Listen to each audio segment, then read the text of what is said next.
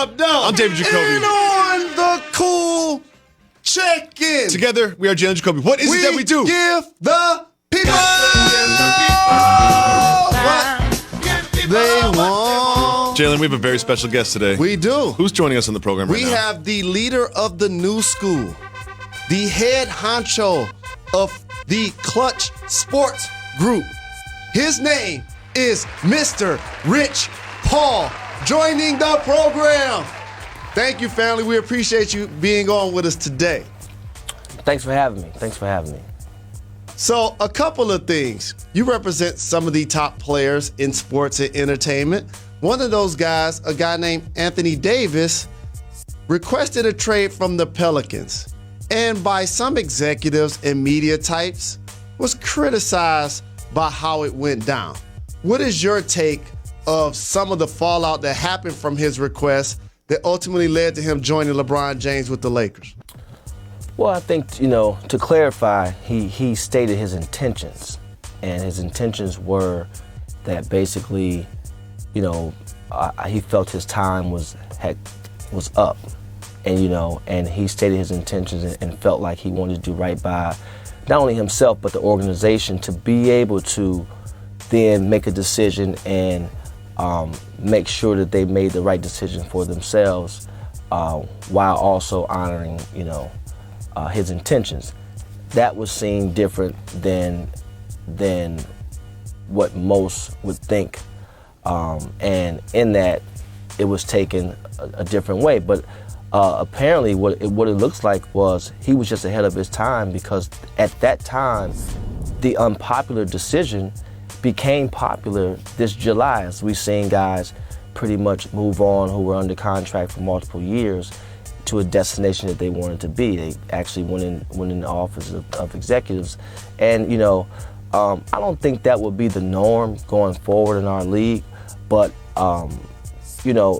it's okay in certain instances. And Anthony has a profound respect for Ms. Benson and the organization there.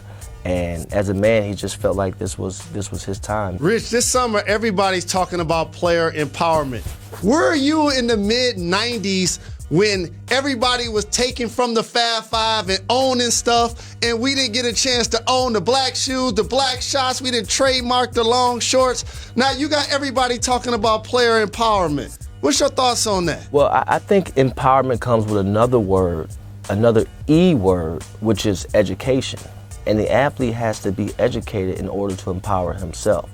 And it's not as if, it's like the players are taking over. No, it's a conversation. It's partner. We have great bodies of governance. I know they don't want to use the ownership no more in our league, but we have great, I'll use it for now, owners in our league in which you can have conversations with and understand and want you to be more than just a basketball player, and understand that today's player can now become a business due to social media. And so when you talk about the player empowerment, it's just, players are starting to educate themselves better. There's things that's more accessible to them to understand what they can and cannot do, just like understanding the law out there as a citizen. And so for me, it's always been about educating the player, because they're people first, and they're only gonna play this game for as long as God's willing to allow them to play. And athletes have to make their most important decisions at the youngest age, which is actually backwards when you think about life cycle. As you grow, as you become a man, as you go through things and have experiences, it allows you to make better decisions as you get older.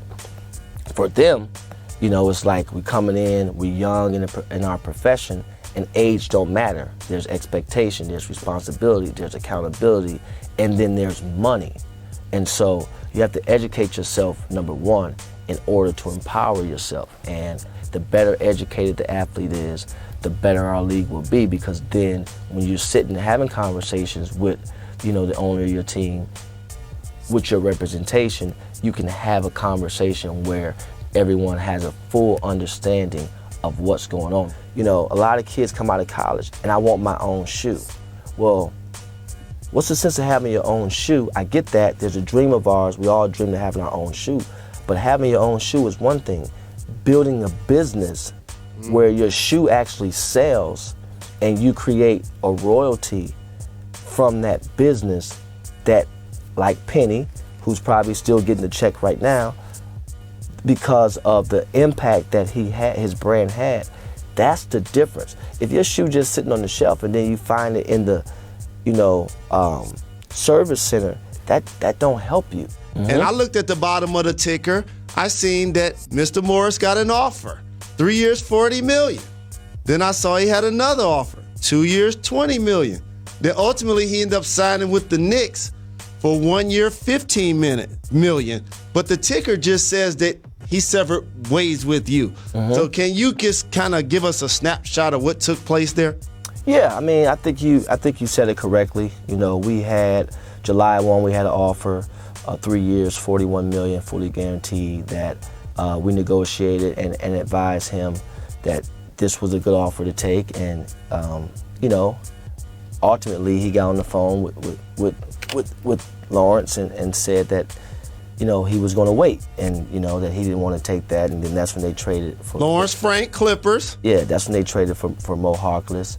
And once that happens, your market's going to drop down. And so then I was able to speak to the Spurs and talk about the possibilities there, and they said, well, it could be, but you have to we need to know, because there's some things we need to do. And so we correlated that and kind of mulled it over, and then ultimately, once the decision was made, and the biggest domino came off the board, he committed there, and they did some things. Once they got the verbal, they did some things, and ultimately, he changed his mind. And so, at the end of the day, like you said, things happen.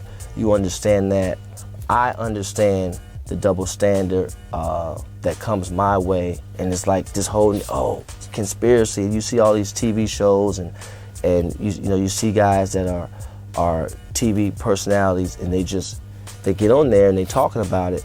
But I'm like, he didn't want him to go to the Clippers because he didn't want to make it tougher on the Lakers and LeBron.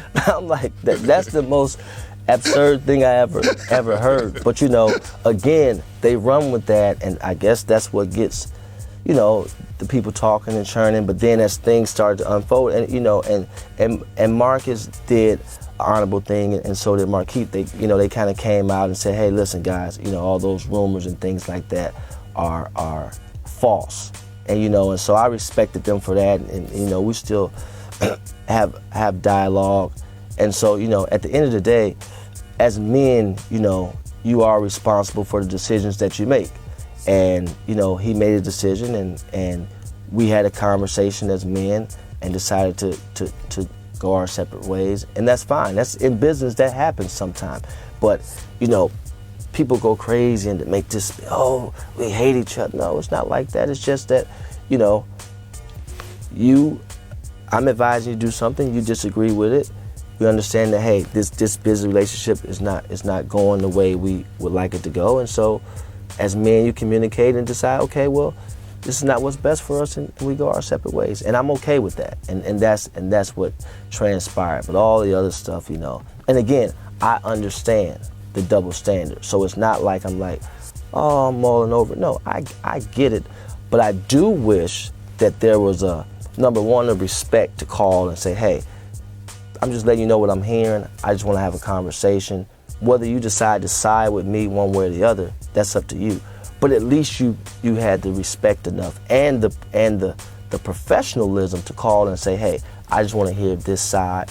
And then the other side is when you do hear that is not true, or the facts finally do come out, to also have the respect enough to get on that same platform that you use to talk down or to try to drive a specific narrative and say, you know what, guys, I was wrong. This is what took place. We reported it wrong. I was wrong. They're not going to say that. So I understand that, and that's just the business that we're in. But whatever, we move on.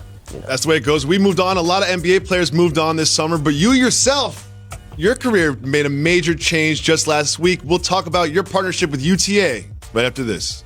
Got to kill the beat.